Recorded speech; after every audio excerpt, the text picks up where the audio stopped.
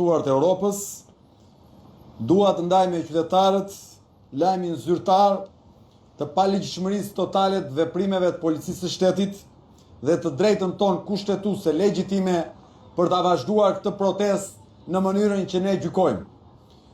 Ky është vendimi i mos fillimit që ka ardhur nga prokuroria,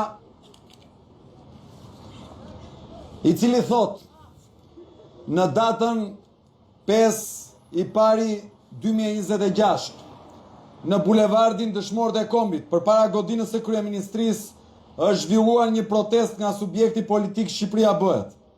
Gjatë protestës përpara godinës së kryeministrisë janë vendosur çadra dhe pajisje të tjera, të dyshuara si të vendosura pa lejen përkatëse.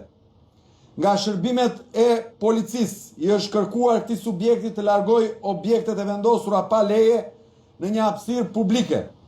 Por pas refuzimit të tyre, nga ana e shërbimeve të policisë është ndërhyrë për lirimin e hapësirës publike dhe për sekuestrimin e sendeve të vendosura në mënyrë të kundraligjshme.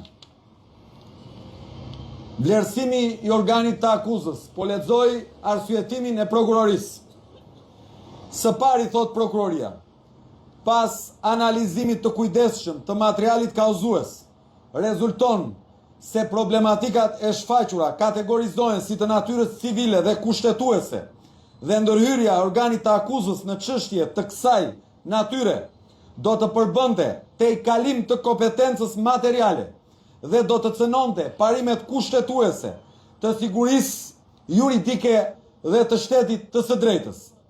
Parimi i shtetit të së drejtës, ndër të tjera, synon të ofrojë siguri e garanci që asnjë person të mos ndiqet penalisht në mënyrë të padrejtë. Problematika e shfaqur lidhet me të drejtën kushtetuese të protestave dhe tubimeve. Gjykata kushtetuese në jurisprudencën e saj i ka kushtuar rëndësi lirisë së tubimit, duke vlerësuar se ajo është e lidhur ngushtë edhe me lirinë e shprehjes, pasi mbrojtja e mendimeve dhe liria e shprehjes së tyre është një nga objektivat e lirisë së tubimit dhe organizimit. Shi vendimin numër 11 datë 9/3/2021 të gjykatës kushtetuese. Gjykata Europiane të Drejtave të Njeriut ka pranuar se e drejta e tubimit paqësor e garantuar nga neni 11 i kësaj konvente është themelore në një shoqëri demokratike, e përrjedhoj nuk duhet të interpretohet në mënyrë të ngushtuar.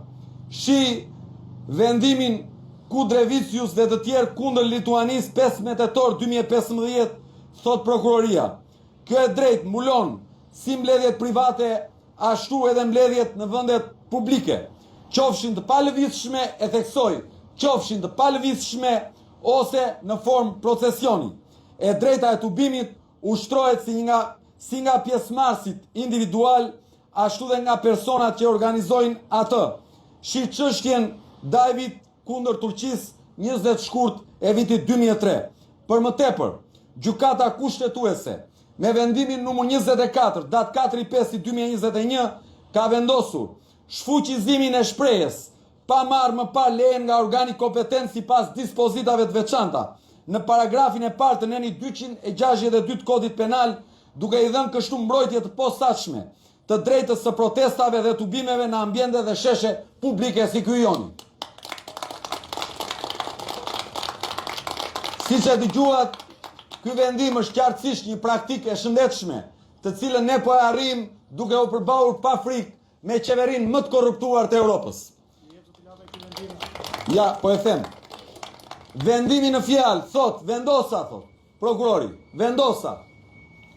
Mos fillimin e procedimit penal në lidhje me materialin kauzues numër 383 datë 16 i pari 2026, kthimin e sendeve të sekuestruara dhe të pavleftësuara nga prokurori sipas procesverbalit të sekuestrimit të bërë ditën e marrjes së tyre. Dhe për kthimin e sendit të sekuestruar është mbajt dhe proces verbali në fjalë nga oficeri i policisë gjyqësore. Sendet e sekuestruara kanë qenë çadrat, kartoni, karriget, ngroset që u morën dhunshëm në datën 5 janar nga kjo protest. Ndaj ne sot, na lind e drejta legjitime, si pas dokumentave të organeve të drejtësisë, të vendosim në këtë shesh çadrat tona dhe ne të zbatojmë të drejtën tonë kushtetuese.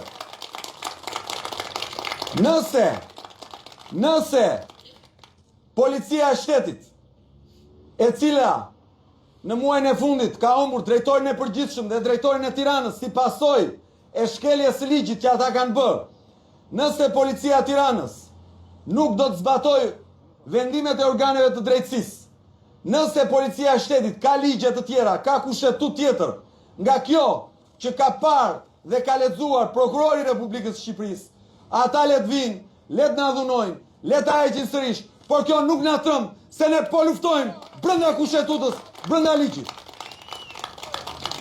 Ftoj aktivistët të montojnë çadrën.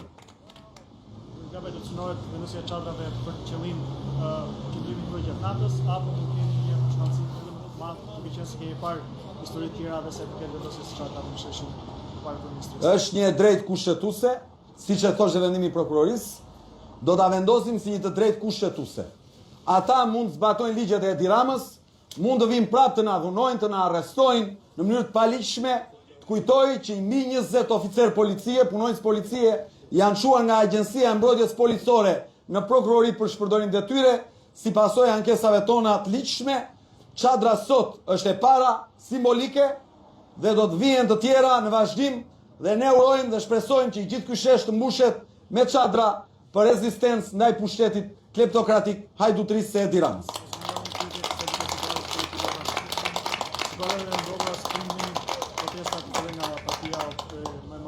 Partia Demokratike, por në ndryshimet të qeverinë Rama, shtakimi që ju përmendët të zotit Frota, çfarë po ndodh prapaskenën politike me ju si parti opozitare? Ka përshpejtim apo përshtjellim të diskutimeve për i bashkim të mundshëm apo jo, apo të organizimit të aksioneve të bashkë?